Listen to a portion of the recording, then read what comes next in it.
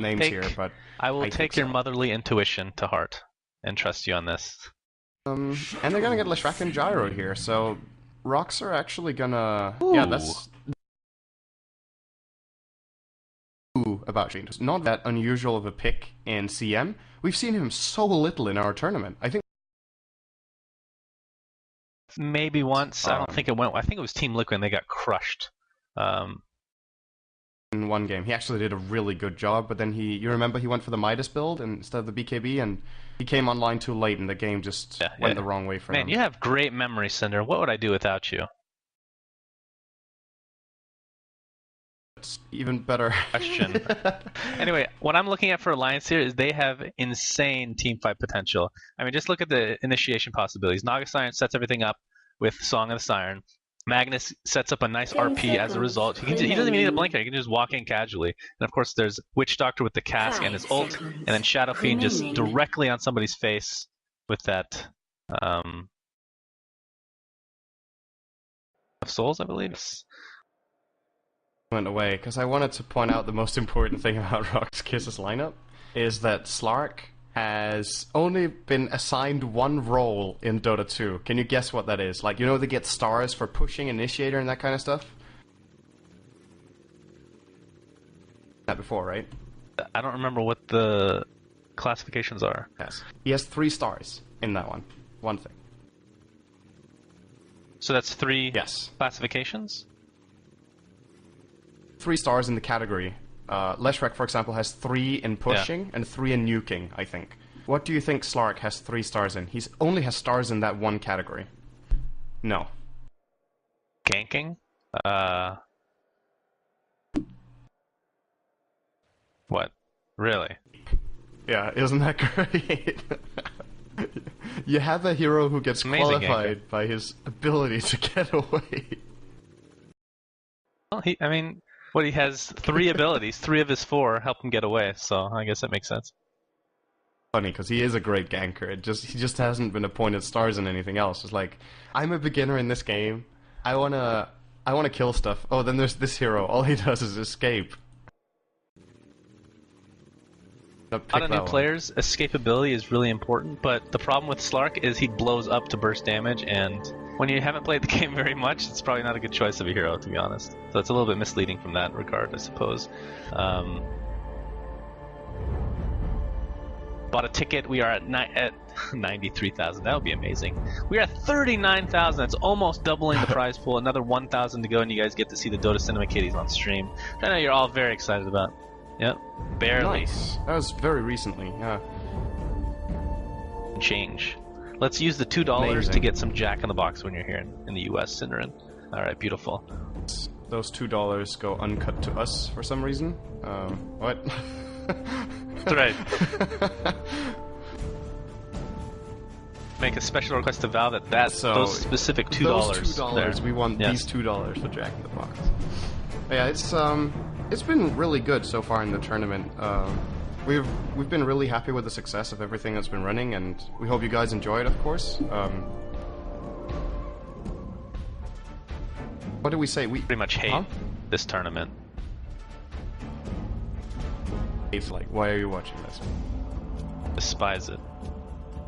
It's been a good run so far. We obviously, like we said, we still have quite a bit of way to go. So if you are just getting into the tournament and you're like, I don't really feel like getting a ticket because I feel like the tournament is already almost over. We still have the matches today. We have 3 additional best of 3s in the round robin, and then of course we have the playoffs with the top 4 teams playing some long series best of 5s. So there's definitely that. 2 best of 5s in one day. I mean, you're gonna need. Effort is concerned, like, it's not very long. Like, each day is just 1 best of 3. A lot of times it's really quick. Sometimes it's kind of long, but it's still best of 3. Imagine 2 best of 5s with me. Like, I would. Yeah. By the time the finals come around, but we'll see. We'll see. In your company for that long, more than anything, like, it's gonna. Blame you. I can't even stand and listen to my own voice. So God help you, Sindred. Deteriorate after game 4. Chen Boar. What? A boar? That's right, I forgot the name was Buttercup. That's awesome. What? It's a boar. You know who needs cosmetics more than any hero in the game? Io? Sunglasses and a smile? He submitted, although you can't technically make items for him, there is a submission on the workshop for EO, aka Wisp, that is amazing that I wish they would put in. It's like little armor plates. Have you seen that? It's one of the top rated workshop submissions of all time. It's so good. For Which Wisp, one, it's sorry? like armor pieces. It's so sick. It's actually legit. Like, I don't think people would be angry if that was put in. It is legit. But anyway, let's go over the lineups. Yeah, I have to see that. 30 seconds to battle. I just want to quickly point out we've got the Scarecrow Witch Doctor as well. It's actually called the Stormcrow, but it really looks like a Scarecrow outfit. Copyrighted, thanks to Wizard of Oz, so they probably went for the different name on purpose. Blizzard of Oz, yeah. What is it? Okay, okay. We're gonna stop talking about cosmetics in a minute here, but this. Okay, never mind. I'm dumb. These are horns on Lesh. By his portrait, that looks like he's wearing a hat on the side of his head. Does it not? It's so weird. Ake's actually okay. Let's hang on for a second. Goblak might be getting a stun off here on Ake. They're just chasing him down. Ake's trying to make two moves here. He'll get the kill. Very well played by Rox. Easy first blood. Wow. At least forced the split earth, but yeah, that's unexpected. Just, I mean, Gyrocopter obviously has a lot of damage to start with, but no stun needed. The perfect way of playing that from rox.KIS, because they had boots on Gyro, and Leshrac has fast base move speed as well. They were both faster than Chen. They knew if they just kept chasing him down, eventually they could get a Rocket Barrage for free. If they try to cast a stun and he dodges it, he can start running away. But Ake tried to dodge stuns that weren't coming. And now he's in trouble. Nice stun again! Another quick kill for rox.KIS here. Wow. This bottom lane is really working out. Since we haven't really gotten on the lineups, I'll go over Alliance, you can go over rox.KIS. Just make sure I don't miss a kill. Cinder, if we miss any kills right now, it's completely your fault. Loda playing the carry Naga Siren in the bottom lane. Of course, Chen, as we saw, played by Ake as per norm, who ended up getting first blooded. And in mid, as we have S4 chasing off the Tinker a little bit here in mid, playing the Shadow Fiend. Top lane, Admiral Bulldog on... Admiral Bulldog's playing the Magnus, interesting. Wasn't expecting that one. And EGM is here to help him out now that he's died at bottom lane. Playing Witch Doctor is going to initiate a little bit on Slark, but of course, he is an escape hero, as you mentioned, so he gets out just fine. And for rox.KIS, we've got the mentioned Slark will be played by BZZ, and we were like, why is he called 633? You were like, why is he not using the BZZ nickname? And someone enlightened me that this is, with the characters available, this is kind of a Cyrillic way of writing that, actually. GM! Oh, he does go down to the Slark. Is Admiral Bulldog going to be able to get the kill? Yes, he is. Even uses a health pot, so big win overall, I think, for Alliance in that engagement. Like, he should be happy getting a 1-for-1 trade-off in a 1-on-2 lane, but you're right, he definitely got to pay for it with more than just his life. He also had to use the healing salve, or he didn't have to, but he tried to stay alive. And at the same time, the fact that it was Bulldog surviving will give him an advantage in the lane. If he killed Bulldog and then Witch Doctor got the experience, maybe that would have been better, but still pretty even trade as far as that goes. So we've got Goblak playing on the Leshrac, Yol will be playing the Gyrocopter, and finally Sidoy will be playing as the Tidehunter. And this is an interesting rotation coming out from Rox, because they started in the bottom lane with Lesh and Gyro, and they've just totally mixed it up. Now they're gonna actually rotate here into the river, and they're gonna find he got again. missile. He's so dead. How often do you see missile? How often do you see missile this often?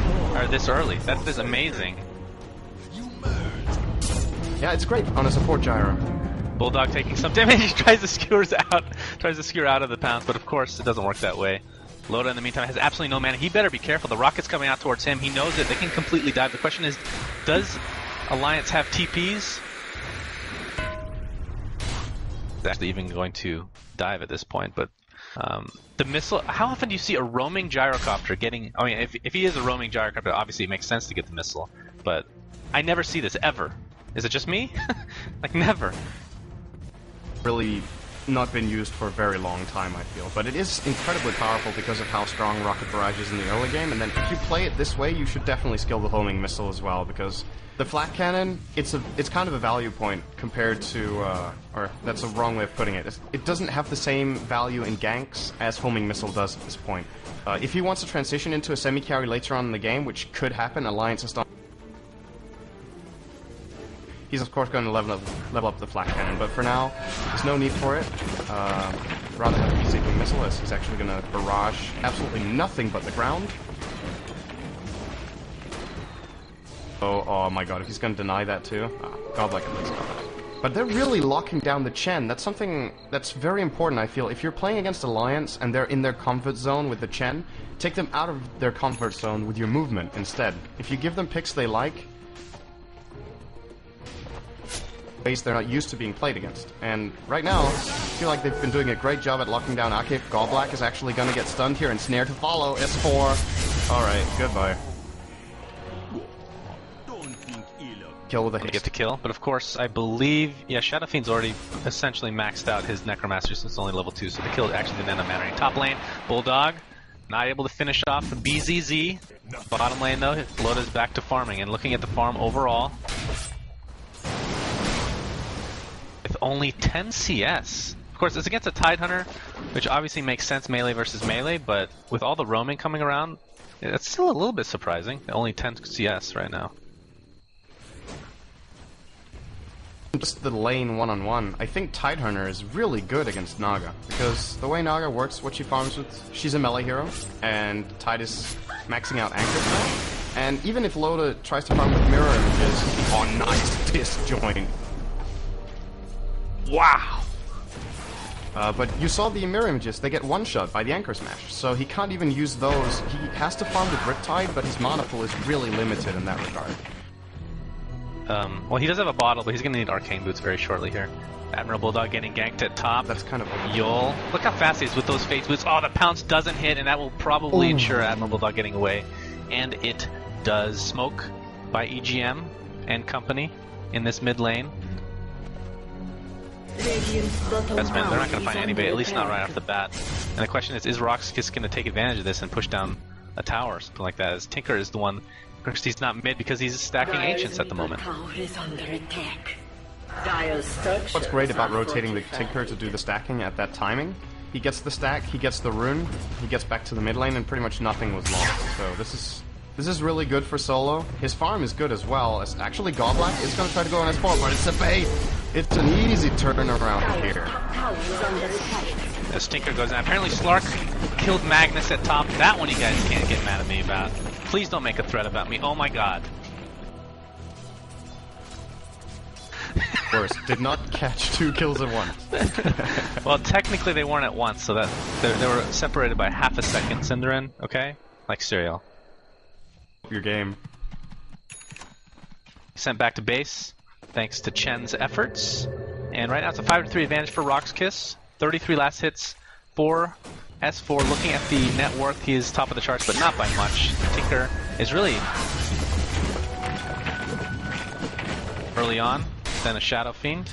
Once he gets that Boots of Travel, he can actually start taking off a lot faster. Of course, if they end up stacking for Shadow Fiend, then that could be a completely different story, of course. Loda has his song if he needs to get away.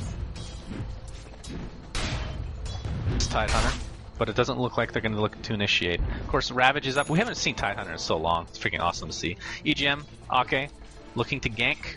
Of course, Tinker, one of his main... Before he gets Boots of Travel, he has absolutely no getaway. No escapability. He's not a Slark, in other words. EGM has a cast.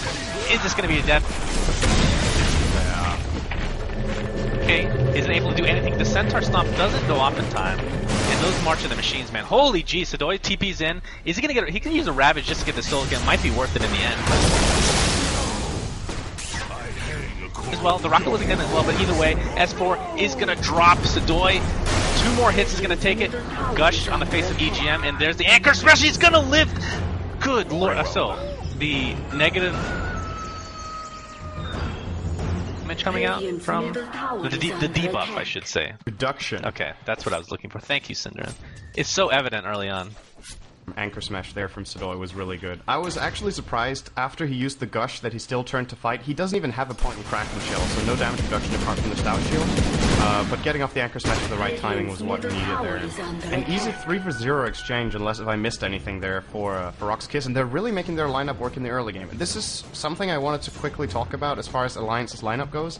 It's really greedy in the early game. The supports, they have a Chen and Witch Doctor who arguably don't really have the best ganking potential. As you saw, Tinker actually even survived when they initiated. And then they have an offlane Magnus who can't really contribute too much very early on. He can start doing something now. And then who are their two cores? Shadow Fiend and Naga, who... And Shadow Fiend, you just know, he needs a bit of time before he gets really strong and doesn't have any slow or stun in himself. So, he needs the setup to kill. And rox.KIS, on the other hand, their supports in the early game are masters of rotation. Leshrac and Gyro are crazy at setting up kills together. And then on all three lanes, you have heroes that enable them to gank. You have a Gush in the bottom lane, you have a Pounce in the top lane, and you have the Laser in the mid lane, which arguably doesn't really set you up anything, to be honest, but it can buy time for Tinker himself, let's put it that way, to get a turn. So, yeah, it really did make a difference. Auto attacks start doing some damage. Load up. Look at how much damage. He's under pressure. He's finding some farm though. Damage thanks to that Anchor Smash. I mean, that just goes to show how insane that spell can be if used correctly. And like you were talking about, 0 in Kraken Shell, at least at that time, and it's been a long time since we've seen a Tidehunter get a lot of levels in a solo situation. And of course, he just thrives in melee versus melee situations, so I guess you can't be too surprised at the end of the day. But either way, he's going to get some major farm. Has the... Oh, actually, he's going for Mech first before Blink Dagger. That's interesting. Goblak looks like... RP to the face, Admiral Bulldog and company going to kill. The cooldown coming down is going to hit one time on Hyper. Or EGM, I should say. I'm not going to call it by their sponsor name anymore, sorry. Y'all, in the meantime, taking a Maledict to the face. He's going to go down one way or another. He's trying to do as much damage as possible, but it doesn't really get... There's the Ravage is up again somehow. And if EGM falls, Shadow Fiend will fall. A 3-for-2 exchange in the favor of rox.KIS. Arms bottom. Tidehunter. He does have one in Kraken Shell. Well, one Shockwave should do the job, and it does just that. TP's gonna come in. Something here. Is it? Okay, that is solo. Because I was assuming that it was gonna be, like you were talking about, BZZ playing the Tinker, and that just screwed me over horribly in that team fight, but... Thinking that in the start, and it worked greatly, so... There you go, yes. But that was I feel like nobody really came out on top in that fight, to be honest. Alliance got a pretty good initiation off the back of the smoke, but they committed a lot of time to it. They TP'd in the Magnus, they used the smoke, they got a 4 versus 1 initiation where they barely... and at the same time, the Slark farmed a bit more top, he TP'd down when he needed to and got the kill in the end. So, still advantage rox.KIS, they're 3,000 gold and experience ahead roughly, and... I am still going to favor them in a mid-late game scenario because both Naga Siren and Shadow Fiend will get really big, and with time they will out-carry rox.KIS, I think. But at the same time, I don't necessarily think Rox need to be that scared because their mid-game is absolutely insane. They have a Tinker, they have a Tide, and they have a Gyro. And then you combine that with a mid-game ganker like Snark and a power support like Leshrac with a lot of spell damage. I feel like rox.KIS's lineup is really well-rounded, and Alliance's, the weakness in their lineup, we've seen it already, is their inability to fight. I'm not sure Rox is going to let them. Doesn't have enough mana for his ultimate. He's going to send back by Ake, which forces Gyro off in the meantime, so very close to death. And I'm surprised that they're not really stacking for S4 unless I'm missing something. Ties you would usually see on a solo Shadow Fiend or solo S4, I guess you could say. Top lane, BZZ. It's gonna find Admiral Bulldog. Just gonna harass a bit. It's gonna miss his pounce. Either way, it's gonna be enough to force him out. Of course, that Orb of Venom just so freaking annoying for melee heroes. Item on Slark, especially when he's playing these one-on-one lanes. The way you can just constantly harass your opponent and stick on the target is really. It's such an amazing item for the cost, really, and completely agree with getting this in this case for BZZ. Of mech on Tidehunter before Blink Dagger. A little greedy. Gonna make sure he is gonna be okay. The shockwave almost landed. I think in this game it makes a lot of sense because the way rox.KIS's lineup works and the way Alliance's lineup works, they have a lot of AoE damage, but not so much health. So the mech is going to negate so much damage and give them so much potential. Here we go. The call down was used as well. S4 is done for. His ult will go off as his death animation does exactly that. EGM taking some rockets to the face. Bulldog, don't believe that's going to be enough to find him, as EGM's going to get followed by BZZ, and the gush from Sadoy is enough to ensure the kill. So there's a 2-for-0 exchange right now. Ake is going to be okay on his Chen. So you think the mech is not a little greedy? Explain what I feel about this, because both items are really good, but they serve different purposes. The mech, which didn't get used until then, by the way, allows Rox to brute force. They can go in, they can start a fight, knowing that Tide will always get the mech off. He's like one of the best mech carriers in the game because of Kraken Shell. A lot of mech carriers can get disabled and then not even get it off, but you can always get it off with Tide, unless you're doomed. That's kind of the only counter. So yeah, they will be able to use it, and the alternative, like you said, would be a Blink Dagger. That would serve a different purpose. That would kind of be an aggressive item to initiate into teamfights. Here they're more looking to just get a smart initiation. They're just looking to find heroes off and begin the fight. They have other initiators anyway. They have a Slark, and they have the call down, which actually initiated that fight for them, which it can do sometimes. So less. I don't know if it's like, I called it greedy. Maybe it's not, greedy's not the right word, because it's not like it's a Midas or anything. It's still a great item, obviously. But I think the good thing about in this situation is Sadoy, of course, has level 4 Anchor Smash, so he's going to have the farm capabilities that a Tide Hunter doesn't typically have in his situation. So he's going to get the Blink Dagger eventually, and it's going to be not too far away. Yeah. It was a question of which order they wanted to get it in, and if you look at Alliance's lineup, how big a part of their damage consists of Shadow Razes and Shockwave and RP? It's like, at this point, Alliance's damage is AoE spell damage, so Mech is just an incredible choice, together with Pipe, of course. So I completely agree with the idea here for Sadoy, and now, yeah, he should be getting the Blink second. We could even see him getting the Pipe, but I think they still need the initiation powers. Yeah, EPM gonna find BZZ or around. Who's on nothing, and BZZ is gonna get away, and they know that RP is down. This is perhaps a good time for them to end up going in once Ravage is up, which it comes online as we speak. This bottom tower is in all likelihood dead. What canceled Bulldog? Because he has a Blink Dagger. Something canceled his Blink, and I'm not sure what it was. Was it the? It must have been March of the Machines. He just misclicked, honestly. I don't think there was a cancel. I'm not gonna say it, but yeah, he was.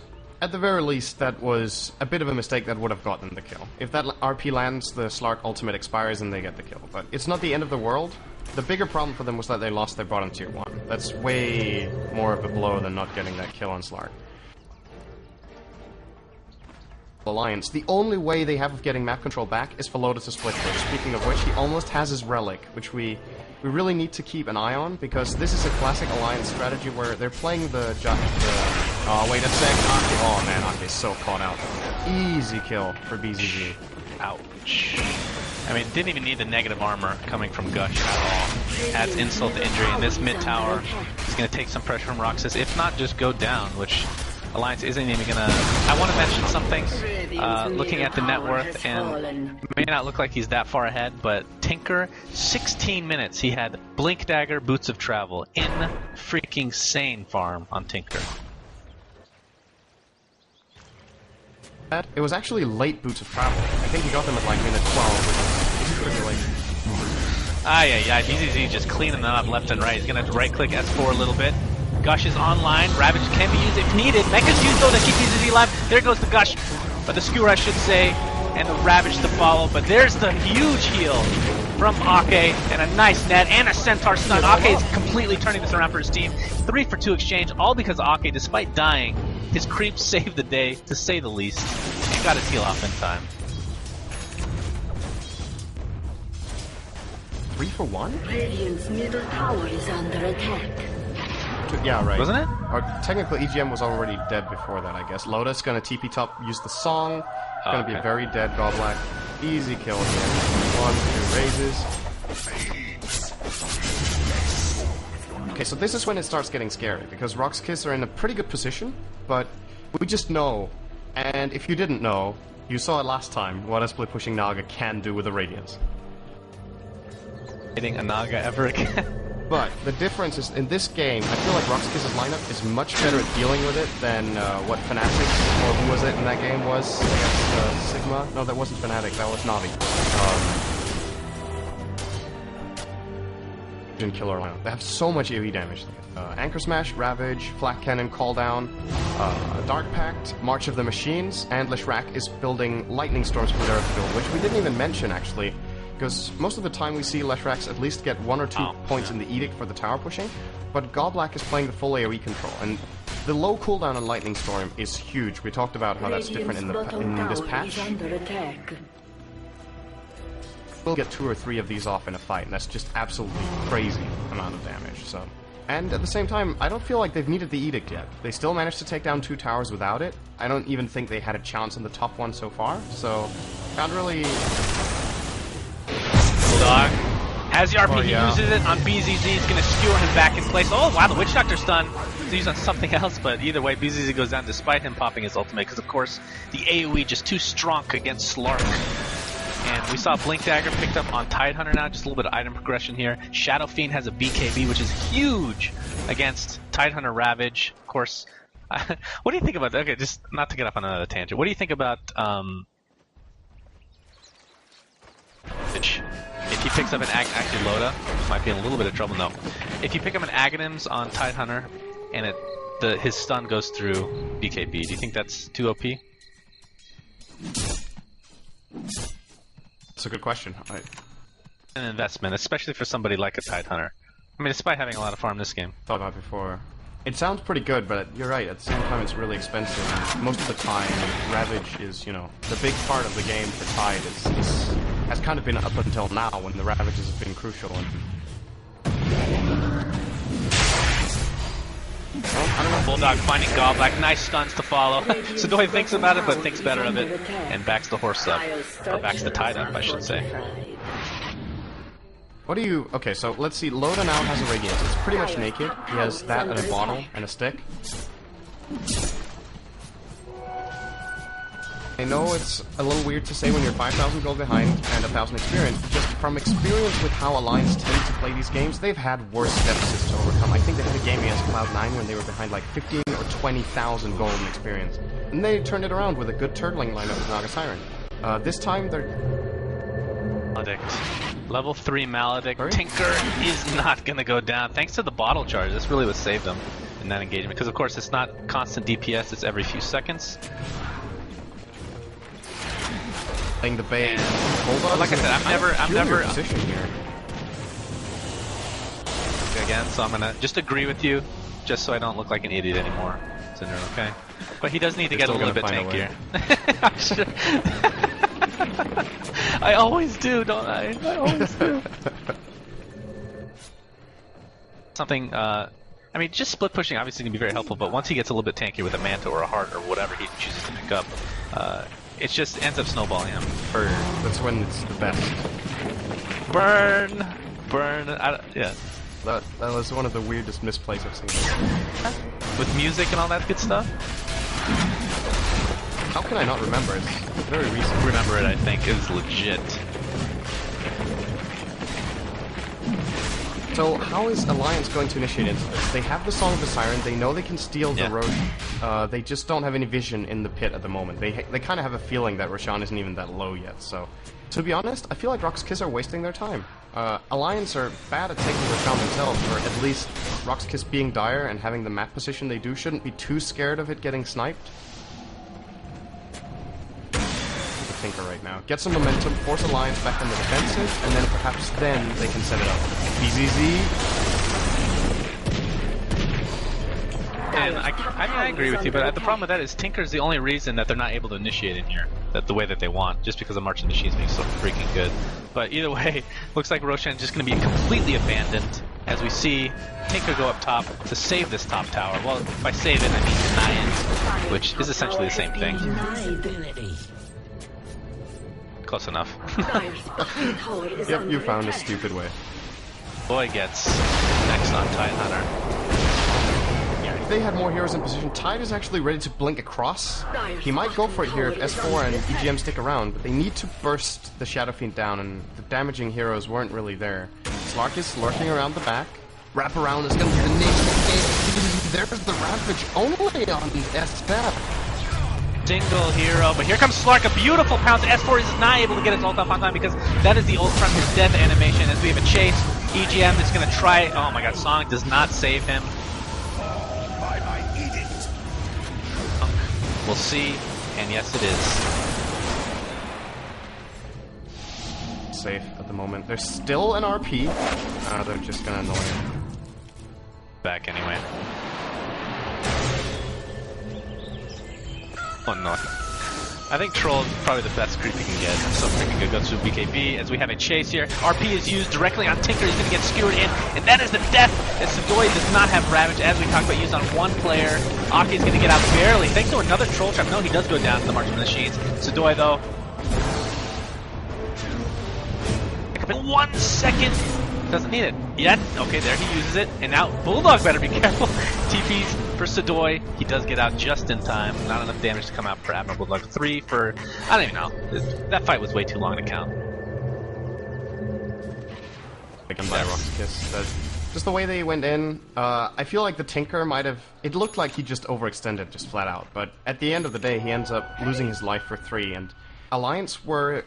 Because they didn't burst down the Tinker, they were all stuck in the middle of a march. And then they got controlled inside that march. And just Loda died pretty quickly, Chen fell as well, and then Witchdoctor got chased down in the end by Slark. So Rox do get free for the Tinker. They maintain map control. They...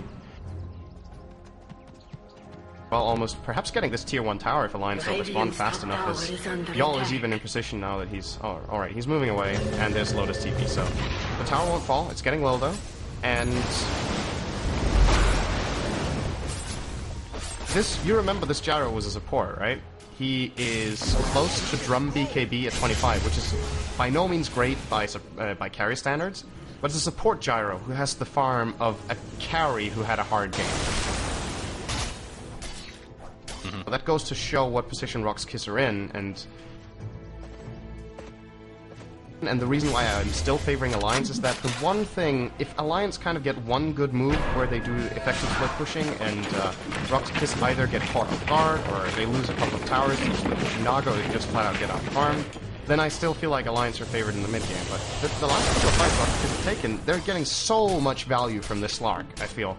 BZZ always finds an initiation angle, he gets out a key target and forces a response that's not ideal from Alliance, and looking at Alliance, they really rely on a good RP. So much else to teamfight with. If RP doesn't... If they group up... It's up the RP and nothing else. Requiem, of course, if they get it right, they can do that. But it's still... It's hard to do, and the song is... I feel like without a good song, the chance of getting a good RP is pretty low with the way BZZ is playing in particular, who's just... He's splitting up their team every fight. And it kind of becomes a 2 or 3 front battle where rox.KIS just have better heroes for these kind of skirmish engagements than Alliance do, who rely more heavily on a wombo.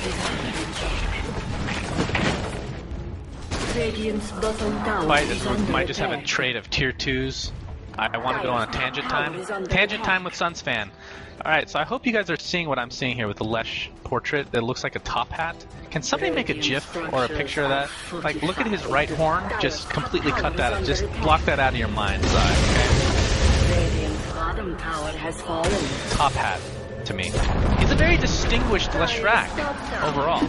Like, he's one of the most hideous characters in the game, and it's by design, of course. On purpose is what I'm trying to say, but with that top hat, he looks legit, Synderin. Legit.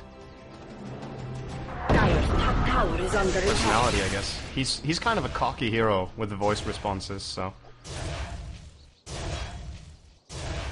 I don't know if I had any point with that.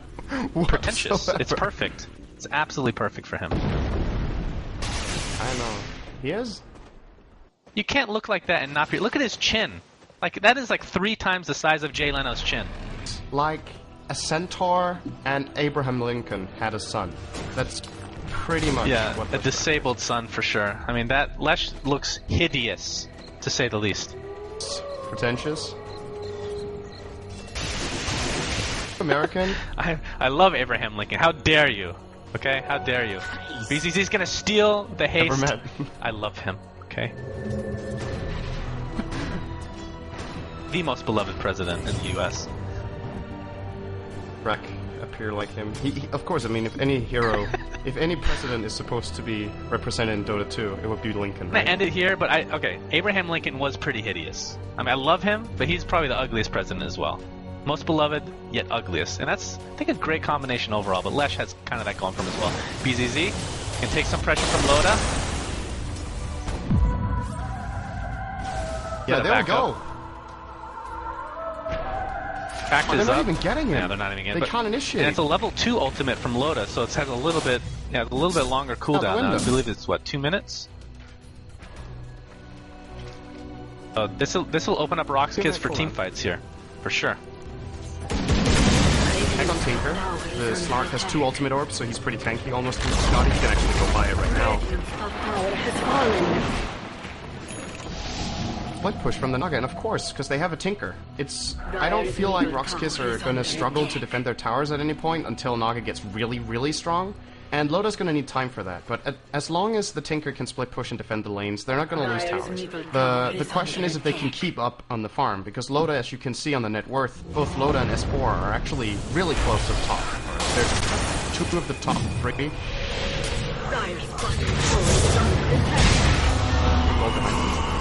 And he does. Requiem of Souls to follow. BZZ trying to help heal up thanks to his ult. He's going to pounce that just in time. We're going to see if he can go down. He does go down to the Naga sign eventually. Here's the S4 popping his BKB. Feeling lots of... Wow! Witch Doctor actually gets a pretty good ult off. Goblet goes down in the end. Dire's bottom tower has fallen.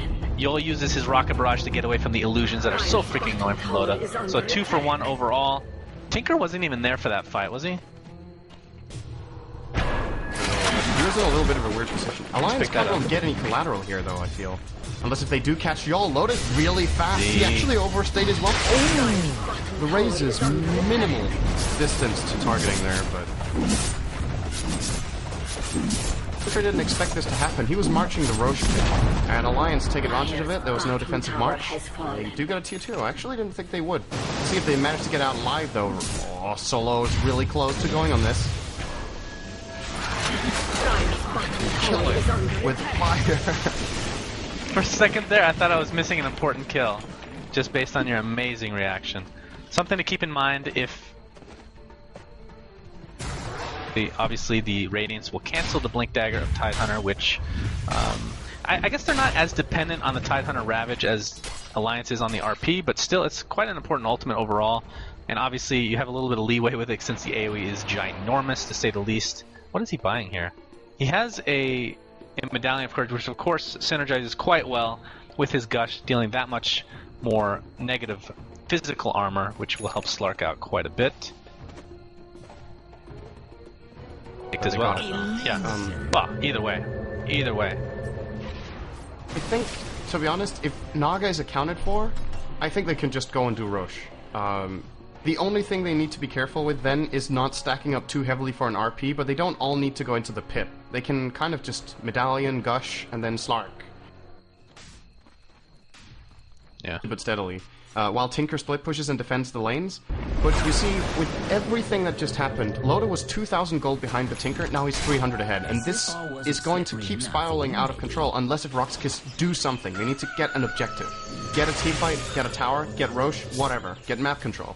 Just not sit back and let the map control be taken away from them, which is something Naga is very good at doing. They have to keep the pressure out and make sure to accomplish something here. And Line S4 doesn't want to go for him. That would have hit, I think he would have gone for it. Yeah, perhaps. It would have at least made S4 use a BKB charge. Like, where the hell did that cooldown come from? I love utility gyro. Never seen awesome. this. I thought he was getting the BKB when I saw the Ogre Club and he would go into a carry build. He can globally gank right now with the cooldown. That is so legit. The problem with this is it's actually a really good item choice. Like the effect is really cool, to be honest. It just, the way you normally play gyro, it doesn't really make any sense because you play him in a carry position. You can't put 4,200 gold into this instead of a BKB or a damage item. And you don't feel like you need to take on a carry role in the mid-late game. Perhaps the global ganking potential, or rather the complete independence of positioning in the team fights can make a difference here for rox.KIS. no matter what, I just love seeing this picked up on a gyro, because we absolutely never see it anymore. Indeed. And we'll see if it actually comes into effect here. We saw it miss there by the Ancients, but of course, that is only one time, Syndrome. It's going to catch on to Captain's Mode, I swear. As he buys 3 smokes, that's also going to catch on. Buying 3 smokes instantly on a gyrocopter. Okay, good. EGM has Empower placed upon him. Look at the extra damage coming out for him. It's pretty good. It's pretty good for a support Witch Doctor, if I do say so myself. Still, as the counter pushing occurs, but you're right, the later this game goes... I mean, what do you think about Gyro? If he was a carry in this role, how would he match up against... I mean, he's amazing against Illusion. Yeah. Up against Naga in general, other than that. I feel like there's kind of... Yeah, there's kind of no carry who really deals with Naga, because, you know... normally pick Gyro to counter, for example, the Phantom Lancer, which I guess is a good analogy, or a good comparison, is PL, those illusions take a lot of damage, just like Nagas do, but the split pushing these 2 heroes do is very different, and Gyro can only be one place at a time. So I feel like the best counter to Naga they have right now is actually Tinker. Oh, they use a song and an RP just for BZZ, but his ultimate is up, is going to heal him a little bit, but it's not going to be enough. Very expensive, but I suppose worth it, because the later this game goes, as we talked about, more in favor of Alliance. It's going to be a tier 2 at least. Alliance are not going to go back until they force a revive. They're not even going to get one. They're actually going to get Y'all as well. Oh, yeah. Loda getting in there. He's really fast. He has 462 move speed with Manta and the travel. The heal from Witch Doctor, even though it's only level 1, just look at how much work that's doing for Alliance. Just really keeping everyone topped all the time. It's great. The damage potential for Alliance as far as negative armor is concerned as well. We have obviously Shadow Fiend, and then we have the... what is it called? I keep on saying Tidebringer, but it's definitely not that. Riptide for Naga Siren. And in addition, the... ult and the amplified damage for Chen, which is something we haven't really talked about ever, is Penitence, of course. Deals bonus damage for attacks and spells. So that is actually a lot of bonus damage coming out, just making Shadow Fiend and everybody else pretty much right-click that much harder. And again, Witch Doctor's ult, if he's able to get it off with that negative armor, is gonna hurt so much. And he's level 11 now, too. He finally has the level 2 ult, indeed. He doesn't look like he's going to be getting an axe after this game, but it's not necessarily something he has to get anyway. It's still a really powerful ult if you manage to channel it. Oh, wait a sec. Bulldog could be in trouble here, BZZ. Oh, he chooses the wrong side. Actually, never mind. He's going to go for the... out to the right. EGM is so dead. We want more. Oh, actually, Tinker is here. Sheepstick to follow. BZZ, right-clicking S4, who has a BKB, or the Aegis, I should say, it will pop. And it looks like Alliance is just going to let him die. Probably the right choice. As the entire team surrounds him perfectly in a semicircle. Beautifully done. Because needed. It's what I've been... sorry, yeah, it's what I've been wanting them to do for a while now, because it seemed like things were just stalling up and they weren't really finding anything, and now Alliance were the ones to find a good initiation and get Roshan and a tower, so Rox need to... Map right now, this is the problem with what Loda is doing for rox.KIS, is that all their lanes are constantly pushed. PL is good at this as well, but he does it in a different way. The Naga Siren with both Manta and with the mirror images, the duration of mirror image is 30 seconds. You can easily use that from the middle of the map and push out all 3 lanes by using the illusions on 1 lane each, basically. Keeping all lanes pushed at once. And that's also why I feel like Gyro is not as good a counter to Naga as he is to PL, because PL, in a way, is more centered around 1 lane, whereas... yeah, there we go. Bottom lane EGM's done. The global ult. Beautiful. Like, where's Gyro? So Loda, easily able to push 2 lanes at once. I mean, he has enough to finish it now, if he wants to. From the courier. Oh, wow. Loda's learned from this tournament to purchase his heart in time to fight. Who messed it up? That never screws that up. I think that's going to be something we won't see again for a long time. Someone forgetting a 6,000 item on a courier for 6 minutes. Despite that? That's kind of crazy. So, have you checked out the graphs, by the way? I didn't want to. Ooh. Gold. I mean, it's still a really even game, but you can just tell that it's trending. The Naga Siren and Shadow Fiend are just pulling ahead. It's the Tinker still has a higher net worth than the SF, but Loda is now 3,500 gold ahead of the Tinker, who's in second place. And to go upwards, they don't really seem to counter Loda too well. He's died once only, and as long as the split pushing goes on, he's containing rox.KIS on their half of the map, and it's what they really can't afford. They have to get out on the map and find something, and they might actually get an opportunity right now if Alliance run into them, but... Or actually, here we go, there's going to be a huge blast right here. This battle is falling in a huge RP! Holy God almighty!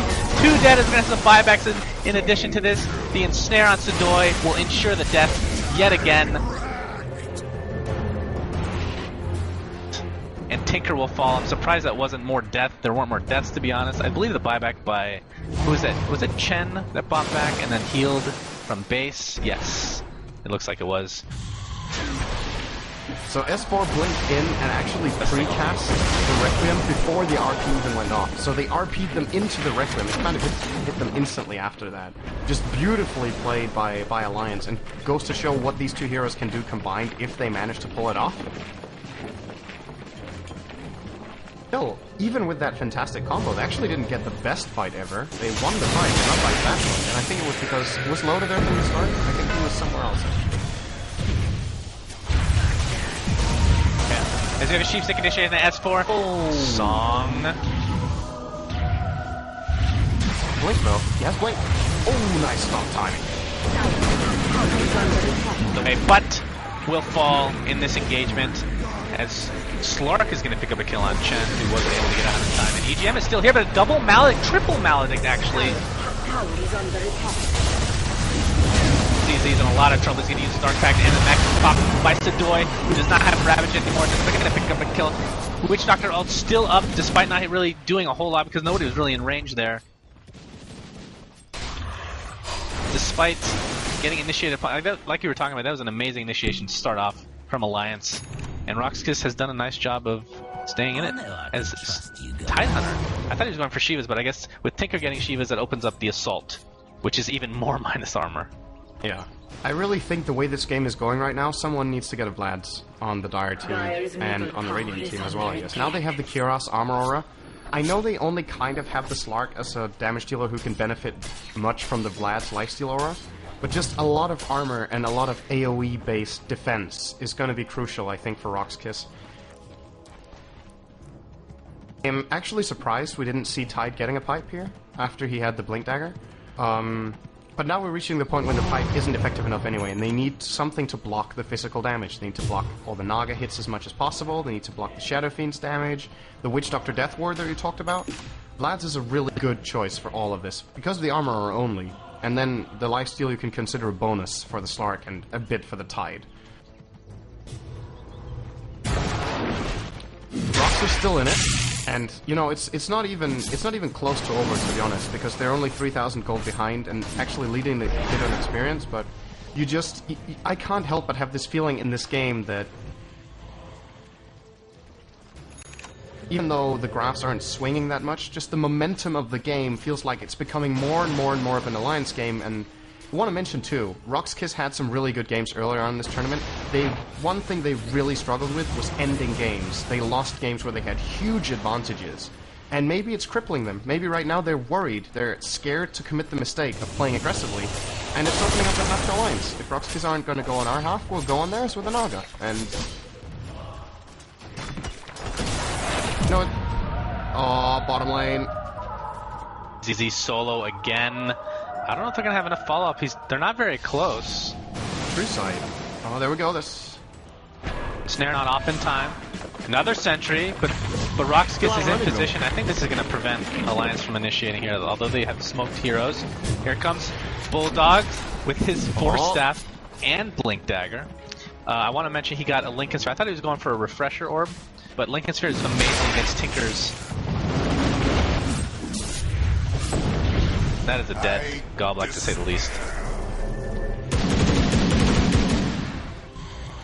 Been paying attention too much, but obviously Bulldog feels that his initiations haven't been there, and partially because of the Sheepstick from Tinker. Which, if you look at it, they don't really have a whole lot of other things to take it off. They have Missile, which is a good one, I think. Caught out. A couple what of do you think about the unnecessary Lincolns? casualties here for rox.KIS. They're just giving Alliance a little bit too much right now. Dire's bottom tower is under attack. Right? So the gold in this game is still pretty even, but it's more about the distribution. Top, solo, takes a Requiem to the side of the face, sheeps him, doesn't have a Force Staff, which is one thing that you typically see. Yep, Shivas and Blink. Oh, it's gonna be enough. Yeah, that's RP on cooldown for Alliance. Some damage from Sedoy, who takes a Maledict directly to the face, and he's gonna mech up with that negative burn charge applied to him. Loda has no mana to speak of, as the Arcane Boots is popped and the Ensnare. Oh, it's just barely out of range of Witch Doctor Low, but regardless, he's gonna go down to Maledict. At some point, he does just that. Sheepstick on Loda now, as Solo is back in the hunt. Nice Force Staff. Into the face, Loda trying to do as much damage as possible. He gets sent back. So Ake, being the amazing Chen that he usually is, Goblik has Ghost Scepter applied. Nice Force Staff on Ake, but that Ake is done for. Follows on Goblik. So Alliance is going to end up trading a bit here. But overall, just in favor of Alliance, obviously. They even realize this somehow, but BKB and Lincoln's on Admiral Bulldog. So nothing's touching them. Now, I feel like this build makes a lot of sense. He doesn't, you know, sometimes we see Magnuses get solo. Full skewer into the right clicks of S4. Of course, they can't do anything about BZZ, at least not yet, as the mid barracks are taking a ton of damage and actually going down. Range barracks, at least for now. Loda uses Song. Are they going to set something up here? Requiem of Souls is not up for another 10 seconds. MKB just picked up on Stark. Is that going to be enough to hold this? Taker blinks out just in time. I'm not sure if this is going to be able to save the... Actually, yeah, the...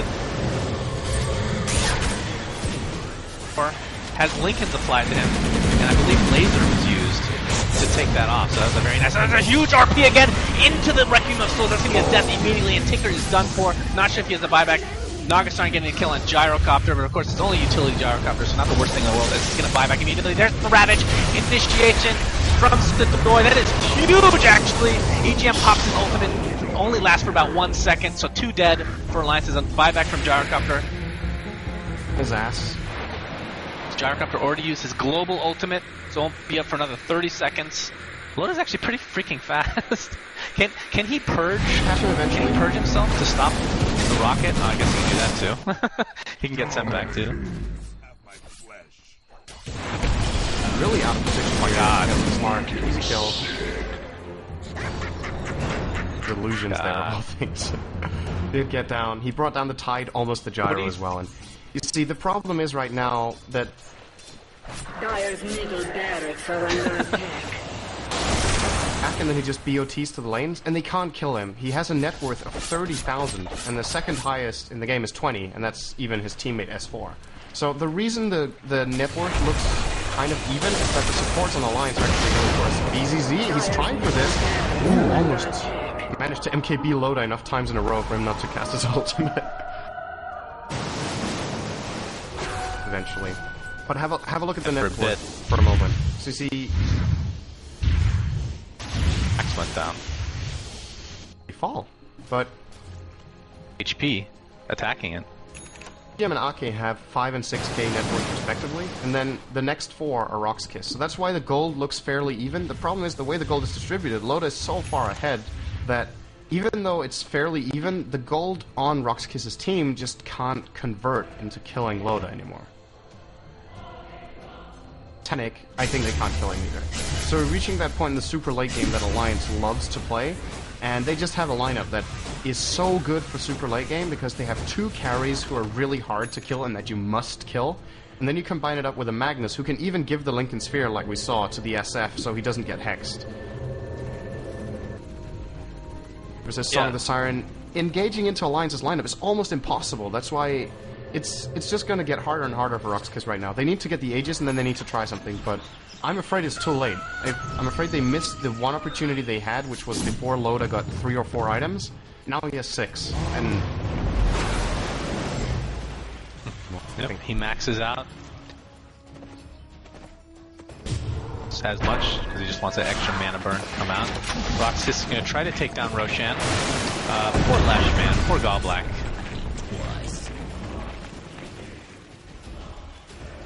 Oh god. He actually got that fairly early. Yeah. He had really good farm. He's a support Lash with 164 CS. Pretty good. It's one of the best supports at farming, of course, because you can just flash farm the jungle with your stun and your lightning and just quickly move on to the next.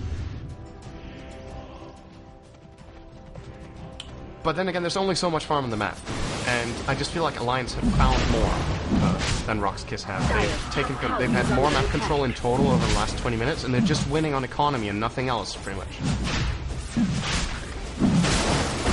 But I feel like both teams have actually been doing a fairly even job in terms of the fighting. So the one thing it falls back on is just that Alliance have more creep kills. And yeah, if you click your last hit button, you'll see why. Loda has 10 CS per minute. Than a Tinker in the mid lane game. That is really, really high. Buy something in the Roche bit, because they went to the trouble of buying a gem on Gyrocopter, countering the wards by Roche, and then they just let it go. Somebody here, BZZ, is in Viz. Of course, it's going down a little bit to the Radiance overall. He's going to find Bulldog, who has the BKB and Force Staff and everything if he wants to use it. He's getting completely bashed, though. He's going to get away for now. The Earnchard's going to keep him alive. His Gallblack's going to take a Requiem of Souls directly to the gullet. He will fall eventually, but the Ghost Hunter is going to keep him alive, at least for now. The S4 is doing as much damage as possible. Pops the BKB, gets sheeped immediately. Gallblack. S4, one right click should kill Gallblack pretty damn easily. Okay, make it 2. There's the RP on 2, along with the double Maldic, and the stun and ulti from Witch Doctor, doing absolute work here. Who comes out as Loda will actually fall in this engagement, which is very surprising. S4, right clicking to his heart's content and Sidoi. It's a 2v2 right now. And Ultra Girl, make it a fucking rampage! Where did that come from?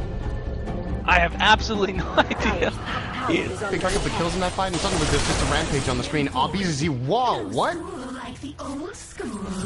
Dies. You want 1400 gold? Oh, thank you very much. I already have 3000, but I guess it doesn't hurt.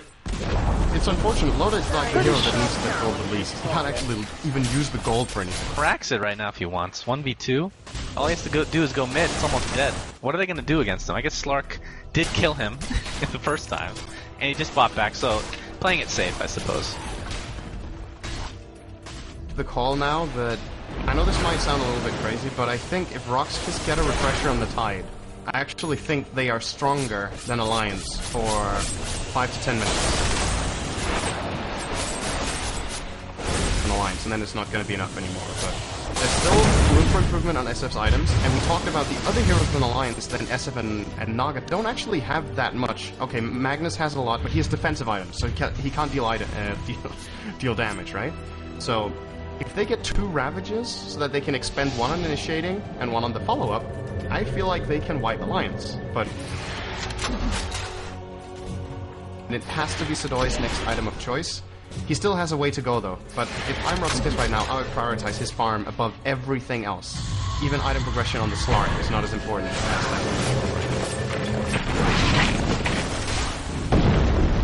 That'll turn a lot of things around. I mean, how many BK? We have 2 BKBs? Of course, Naga's completely maxed out. I mean, she's so tanky, you don't really need a BKB at that point, obviously. Is there anything you upgrade on Lotus side? Like... Daedalus is amazing on her, but what do you replace it with? If you even do that, you know? Against in the late game. Because the illusions have so... potential? The illusions have 200 agility right now, so the illusions don't need the Radiance to push. You see how hard they hit compared to the Radiance. And get, yeah, a Daedalus, or a Scotty maybe, but then that doesn't really stack correctly or whatever, but... even get a BKB, which I wouldn't even fault them too much for here. Although it's very unusual on Naga, I feel like this is one of those games where it's actually really good. Top lane is 4, that's a big pick By BZZ. He's going to right-click with his Satanic, but gets bashed again, pops his BKB. All for naught, though, he will fall. Loading it up. The defending bottom lane comes up. He is going to get the mid-racks. Of course, at this point in the game, 1 racks isn't really that important. I mean, it's important, but... At Dota! Oh! Pick up on S4. EGM runs right into them. Easy kill again. Bursted. Aki actually pops his ult for that. For really no reason in the end. He's going to end up going down. Pops his mech. But BZZ just hitting so hard right now. 200. Look how much damage he's doing. He's doing 400 damage, essentially. Or close to. And agility at the moment. That does play into the equation. Rox. They need to try to hold the base with exactly the way they're doing right now. Tinker and Gyro together can probably hold it. And the others can push and maybe force a buyback. There's a buyback from Wishbomber. They do have one on SF as well. He's just holding on to its fake. Skewer. RP is now up. It's only on Goblak, though, who can't pop his Ghost Scepter. It looks like he's going to be the first to fall in this engagement. EGM getting his ultimate off, and it's actually bouncing quite a bit, but is it going to be enough? The Ravage to follow Sadoy. S4 getting targeted again. Did he buy back? Because he is dead. He cannot come back. Buy back either. Did that just happen? What? rox.KIS, are you making up for your throw, good sirs? Are you making up for your throw in game 1 of the first series you played? The team we were talking about had trouble ending games. They're at the 10k deficit right now. Yeah. And Alliance just... I think they fucking lost, man. Plus, bro! How did that happen? How did Loda die? Loda died in the I didn't see that. What? Did he come back? I don't know. Where did he die? Let me click him. Oh, he did die in his own base. That's in their own base.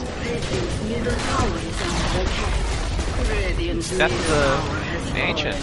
You know, I pretend to know stuff about Dota.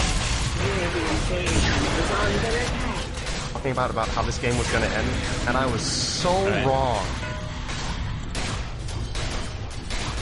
Look like an idiot. Wow. In that game. What a freaking game, man. I didn't expect it was unbelievable like 30 minutes ago when the game was looking really good for them, but after how much they game in the early late game, I really didn't believe they would ever